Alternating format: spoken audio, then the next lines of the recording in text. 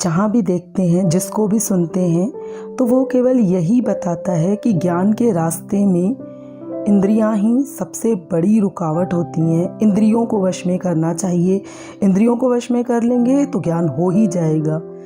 और किसी ने प्रश्न भी किया है कि इंद्रियों को कैसे वश में किया जाए। तो सबसे पहले तो ये समझें कि इंद्रियां क्या काम करती हैं, कौन सी होती हैं और कैसे वो काम करती हैं।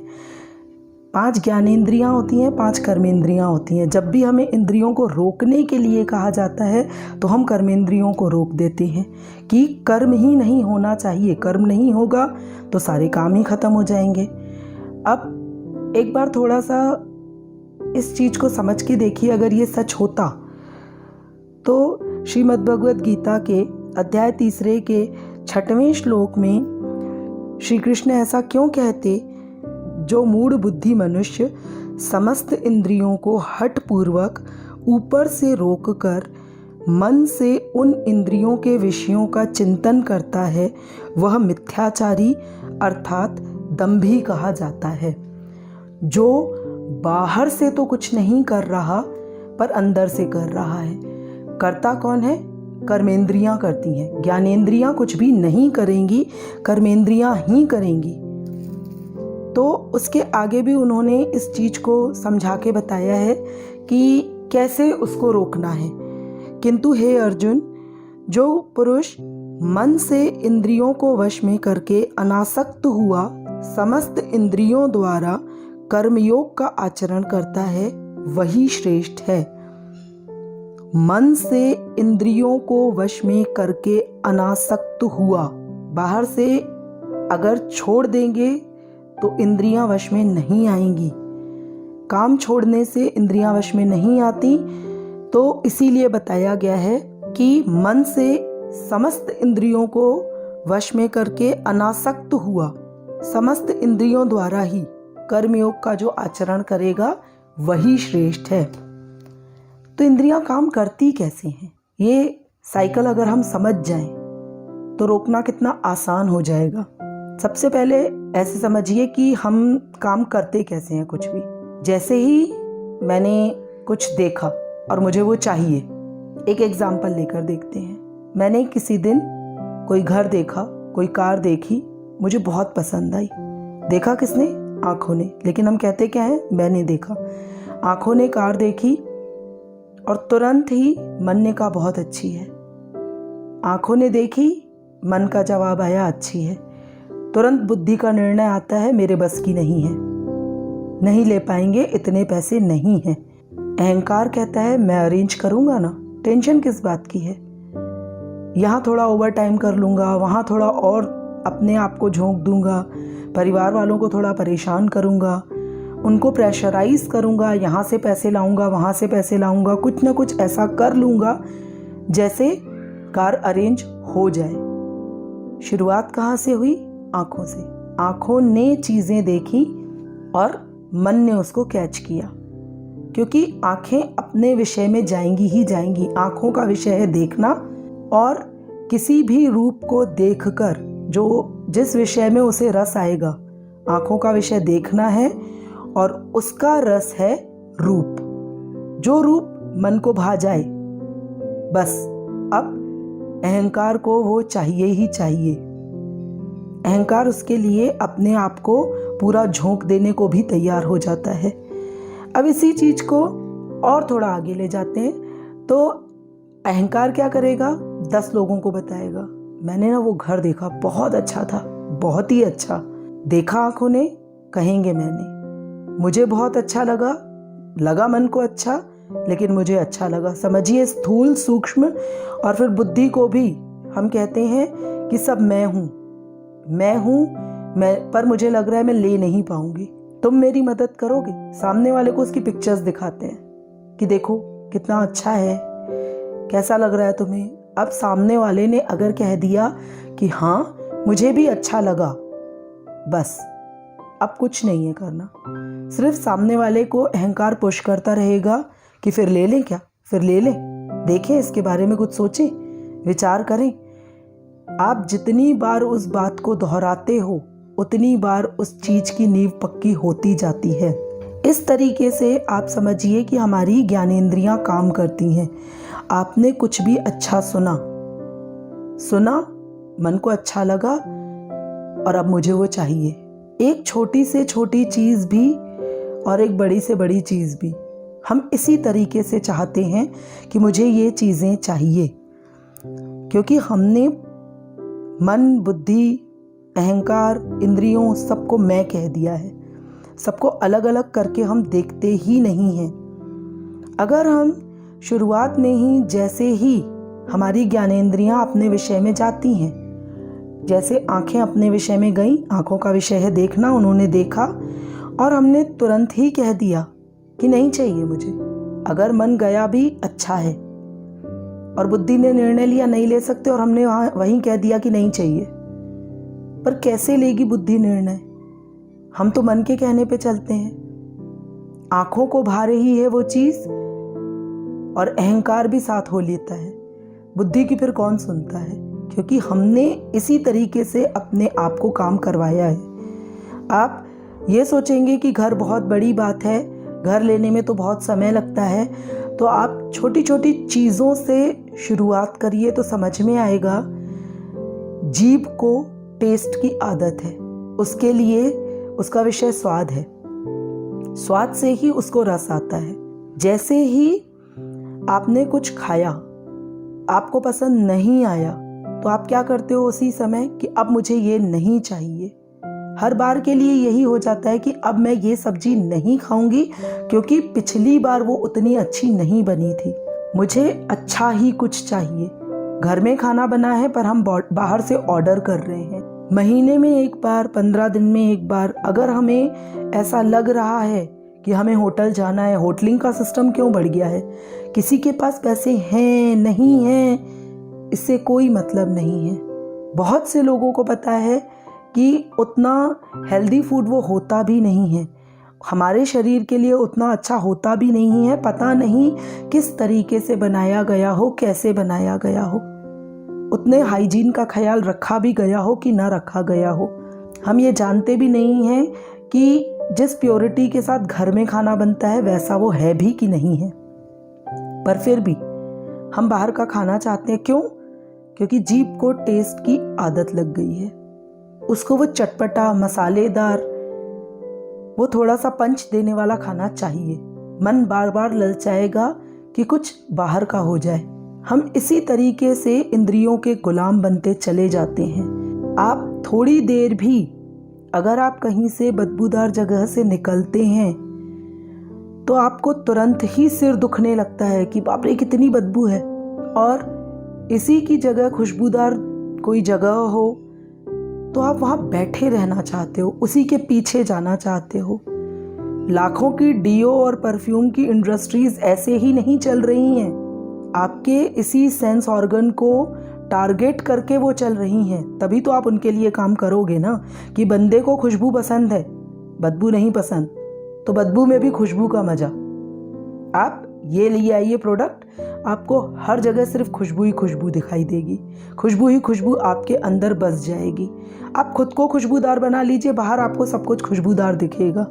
कान सुनना चाहते हैं, आंखें देखना चाहती हैं, इसीलिए तो मोबाइल में इतने सारे म्यूज़िक ऐप्स और ये सारी चीज़ें हैं ना। इतनी रील्स लाखों क्यों बन रही हैं? क्योंकि लाखों लोग उनको देख रहे हैं, सुन रहे हैं और उससे मज़ा ले रहे हैं। अब जब ये सारी चीज़ें हो रही हैं, हमारी ज्ञानेंद्रियां सारी चीज़ों को कंज्यूम कर रही हैं। हमें बहुत रेशमी, नर्म, मुलायम चीज़ों को छूना अच्छा लगता है, तभी तो इतने सारे साबुन और इतनी सारी क्रीम्स बिक रही हैं। आप देखिए ना, जब वो आपको क्रीम्स की ऐड दिखाते हैं, साबुन की ऐड दिखाते हैं, तब क्या दिखाते हैं उसमें कि ये साबुन लगाने से, हमारी क्रीम लगाने से तुम्हारी त्वचा नर्म मुलायम हो जाएगी, नर्म मुलायम होगी, और वो उसको छू कर दिखाते हैं। तो आप उस चीज में फंस जाते हैं। जैसे मछली आटे में फंसकर अपना जीवन दे देती है। अगर कांटे में आटा फंसाकर मछली के लिए दाना डाला जाए तो मछली सिर्फ उस आटे के चक्कर में ही तो आ जाती है ना, उसको समझ में ही नहीं आता कि उसके पीछे कांटा भी है।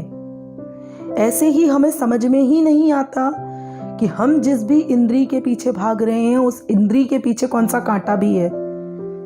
वो विषय हमें आसक्त बना देता है, उस विषय का रस हमें अपने पीछे खींच खींच कर ले जाता है। इसीलिए श्रीमद् भगवद गीता के दूसरे अध्याय के 67वें श्लोक में बताया गया है कि जैसे जल में चलने वाली नाव को वायु हर लेती है, वैसे ही विषयों में विचरती हुई इंद्रियों में से मन जिस इंद्रिय के साथ रहता है वह एक ही इंद्रिय इस अयुक्त पुरुष की बुद्धि को हर लेती है। सिर्फ एक ही इंद्रिय काफ़ी है, हमारे पास तो 5 है और हम 5 के गुलाम बने फिर रहे हैं। पर फिर भी देखिए, 5 में से जब चॉइस आएगी तो आप किसी एक के पीछे ही सबसे ज़्यादा भागेंगे। उस इंद्रिय के ही गुलाम बनकर आप उसी को सब कुछ सच समझकर कि बस यही तो है। तभी लोग कहते हैं कि जीने के लिए खाओ, खाने के लिए मत जियो। पर हम क्या करते हैं, हम खाने के लिए ही जीते हैं। सुबह से लेकर रात तक जो हम अपनी कर्मेंद्रियों को लगाए हुए हैं, अपनी बुद्धि को लगाए हुए हैं कि करो काम, करो करो करो करो, ताकि हम बहुत ज़्यादा अर्जित कर सकें। और अर्जित करके क्या करें, इन इंद्रियों को विषय का भोग भोगवाएं और बहुत अच्छा देख सकें। अभी हम छोटी स्क्रीन पे कुछ देख रहे हैं, फिर हम बड़ी स्क्रीन पे देखेंगे। अभी हम धीरे धीरे म्यूज़िक सुन रहे हैं, फिर हम बड़े बड़े वूफर लगाकर म्यूज़िक सुनेंगे। अभी हमारी त्वचा अभी थोड़ी खुरदरी है, फिर हम उसको बहुत नर्म मुलायम बना सकेंगे। हम अभी बहुत कम खुशबूदार चीज़ों को यूज़ कर रहे हैं, फिर हम बहुत अच्छे खुशबूदार प्रोडक्ट्स यूज़ करेंगे।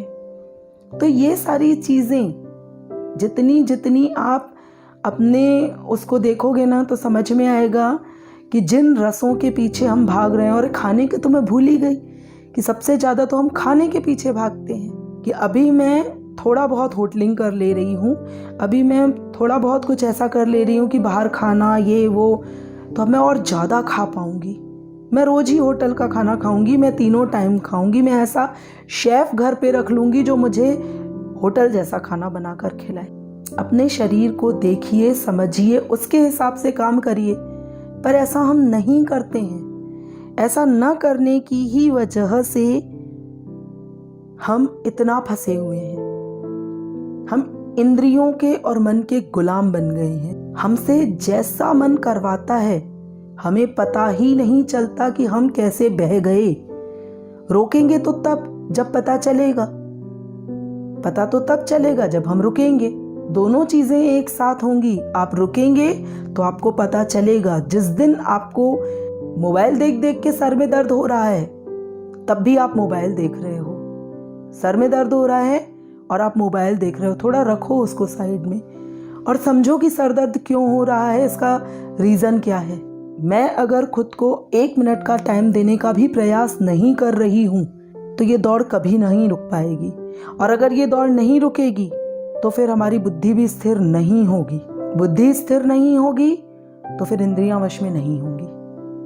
सारी चीज़ें कंटिन्यूटी के साथ चलेंगी। इसीलिए श्रीमद् भगवद गीता के दूसरे अध्याय के 68वें श्लोक में बताया गया है कि जिस पुरुष की इंद्रियां इंद्रियों के विषयों से सब प्रकार निग्रह की हुई हैं, उसी की बुद्धि स्थिर है। केवल उसी की बुद्धि स्थिर होती है जिसकी इंद्रियां उसके विषयों को मना कर देती हैं। विषय कौन से? देखना, सुनना, स्पर्श, रस। जब हम इंद्रियों के विषय में नहीं जाएंगे तभी तो हम उन इंद्रियों को रोक पाएंगे ना। पहले थोड़ा थमिए, उन इंद्रियों को जहां वो जाना चाहती हैं पहले समझिए कि वो क्यों जा रही हैं। धीरे धीरे दोनों काम करिए। इंद्रियों को विषयों में जाने से भी रोकिए। इतना देख कर भी क्या, इतना सुनकर भी क्या, इतना स्वाद लेकर भी क्या। इतने समय से तो मैं ये सब ही करती आई हूँ, स्पर्श करती आई हूँ सारी चीज़ों को और इतनी सुगंध लेती ही आई हूँ, तो मुझे क्या मिला है अब तक। अगर इस चीज़ को एक बार आपका दिमाग समझ गया आपका मन समझ गया इस बात को, तो आप मुक्ति के रास्ते पर ही हैं। फिर धीरे धीरे आपकी इंद्रियां खुद ही उन विषयों से हटती जाएंगी, पर पहले फुल स्टॉप लगाने के लिए आपको ब्रेक तो लगानी ही पड़ेगी, पर कंट्रोल करके ब्रेक नहीं लगेगी। आप सोच रहे हो कि हम कंट्रोल कर दें तो बस ब्रेक लग जाएगी, ऐसा नहीं होगा। कंट्रोल करने से कुछ नहीं होता। उन इंद्रियों के विषयों को आपको देखना होगा कि कैसे मैं भाग रही हूं और इनके पीछे मैं भाग रही हूं। इतने लोग इनके पीछे भागे तो उन्हें कुछ नहीं मिला, तो क्या मेरे भागने से कुछ मिलेगा? क्या मैं कुछ नया कर रही हूं? ये कुछ नया है, इससे मुझे क्या मिलेगा? जब आप ऐसे प्रश्न अपने आप से करेंगे, इतने जन्मों से तो मैं यही करती आई हूं। चलिए, अगर जन्मों की बात ना समझें तो आज भी तो हम जितने बड़े होंगे, जितनी हमारी उम्र होगी, हम तब से भी तो वही करते आए हैं। यही सारी चीजें हम करते आए हैं, तभी तो हमें ये पसंद है ना। इनसे अगर इनको वश में करना है तो शुरुआत से शुरू करिए। ज्ञानेंद्रियों को उनके विषय में जाने से ही रोकिए कि बस अब मुझे ज्यादा नहीं देखना है। चलिए, देख लिया तो मन को रोकिए कि तो क्या हुआ, मुझे तो सभी कुछ अच्छा लगने लगता है। अगर मन नहीं रुक रहा है तो फिर बुद्धि को रोकिए, बुद्धि को निर्णय लेने दीजिए और बुद्धि का निर्णय ही ऊपर रहने दीजिए, मन की कल्पनाएं नहीं। लेकिन जब बुद्धि और अहंकार का दोनों का जब चॉइस आती है तो अहंकार को, क्योंकि हमने मैं कर सकती हूँ, मैं सही हूँ, मुझे पता है, ये चीजें समझ के रखी हैं, तभी तो हम गलत रास्ते पर चले जाते हैं ना। और हमें गलत लगता भी नहीं है। सबसे बड़ी बात तो यही है, क्योंकि मन बहुत बड़ा बड़ा कल्पनाओं में करके दिखाता है कि अरे अहंकार, तू तो कर सकता है। ऐसा नहीं होता तो हम गलत रास्ते में जाने के बाद पछताते नहीं। हमें समझ में आता कि हम गलत हैं, चलते चलते ही हम समझ जाते। आप देखिए, बहुत सारे लोग आपको बताते भी जाएंगे कि तुम गलत हो, पर हम चूंकि बिल्कुल अहंकार के नशे में चूर रहते हैं। रावण को बताया था लोगों ने ना, उसकी पत्नी ने बताया था कि तुम गलत कर रहे हो। उसके जितने भी मंत्रिमंडल थे उसमें से भी कुछ लोगों ने उससे कहा था ये गलत है, मत करो ऐसा। किसी पराई स्त्री का अपहरण करके उसको लाना और उसको फिर अपने यहाँ बंदी बनाकर रखना, ये गलत है, मत करो, विनाश का कारण है ये सब। लेकिन रावण का अहंकार था कि मैंने सही किया है, और उस सही के चक्कर में उसकी जितनी विद्वत्ता थी वो सब खत्म हो गई। रावण जितना विद्वान आज तक कोई नहीं हुआ, फिर भी उसकी विद्वत्ता कैसे खत्म हुई? सिर्फ इसी कारण से खत्म हुई ना, क्योंकि उसने अपने अहंकार के आगे अपनी बुद्धि की नहीं सुनी, अपने विद्वान होने की बात को छोड़ दिया। एक ये चीज भी कर सकते हैं कि अपने अहंकार को आत्मा की राह दिखाओ कि आत्मा इतनी अनंत, वो ब्रह्म इतना अनंत, उस अनंत के सामने तुम एक तिनके जितने भी नहीं हो। अगर आप अपने घर को गूगल मैप पर देखेंगे तो आपका घर बहुत छोटा सा एक बिंदु दिखेगा, उस बिंदु में आप कहाँ हो। फिर अगर आप अपने सिटी में अपने घर को देखते हैं, मोहल्ले में देखते हैं तो फिर भी छोटा सा दिखता है, सिटी में देखते हैं तो आपका घर कहीं दिखता भी नहीं है, बहुत कहीं डॉट वॉट होगा तो कहीं होगा। फिर अगर आप पूरी धरती में अपने घर को देखेंगे तो अब आप सोच के देखिए कि आपका घर है कहाँ। लेकिन हम अपने आप को इतना प्रभावशाली और इतना महत्वपूर्ण मानकर बैठे हैं कि हमें लगता है कि मेरे बिना तो कुछ हो ही नहीं सकता, मैं ही सब कुछ हूँ। ये अहंकार जिस दिन आत्मा के सामने झुकेगा और कहीं वो झुकेगा भी नहीं, क्योंकि सही रास्ता जहाँ होगा वहीं आपका अहंकार झुकेगा। इसीलिए हमें हमारी सभ्यता ने गुरु दिए हैं कि आप चलो कहीं और शीश नहीं झुका रहे हो, गुरु के आगे झुकाओ, गुरु को अपना अहंकार दो, गुरु को बताओ कि मैं बहुत मैं करता हूँ। पर हम गुरु को भी जाकर क्या बताते, मैं बहुत अच्छा हो गया हूँ, मैं ज्ञान में आकर बहुत समझने लगा हूँ, मैं जानने लगा हूँ कि सच में मैं इंद्रियों का गुलाम हूँ। अरे तुम जान गए हो तो रोको, बता के क्या। पर हम ये बताना चाहते हैं, उस गुरु के आगे भी अपने अहंकार के शीश को खड़ा रखना चाहते हैं। तो उस गुरु के होने का कोई तात्पर्य हुआ आपके लिए? वो गुरु इसलिए था कि तुम अपना अहंकार का शीश वहां उतार कर देकर आओ, न कि इसलिए था कि तुम अपना अहंकार वहां जाकर बढ़ाओ। कि मैं इतना ज्ञानी ध्यानी हो गया हूँ, अब मैं जाऊँ अपने शहर में जाकर ज्ञान चलाऊँ, मैं भी लोगों को जगाऊँ, मैं भी लोगों को समझाऊँ, मैं भी उनको सुनाऊँ, मैं भी बताऊँ कि मैं कैसे ज्ञान में ज्ञानी हो गया हूँ। तो गुरु कहता है जा भाई बता, तू अपना अहंकार बढ़ाना चाहता है तो कोई तेरे लिए कुछ नहीं कर सकता। जिस दिन तुझे ठोकर लगेगी तू अपना अहंकार खुद ही रोकेगा। अगर हम रुकना चाहते हैं, फुल स्टॉप लगाना चाहते हैं, तो इसी बात को समझकर लगा लें कि शुरुआत से शुरू करिए।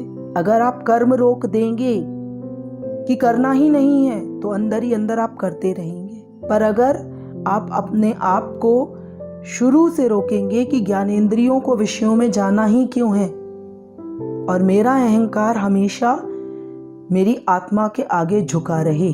आत्मा अनंत है, अहंकार छोटा सा है।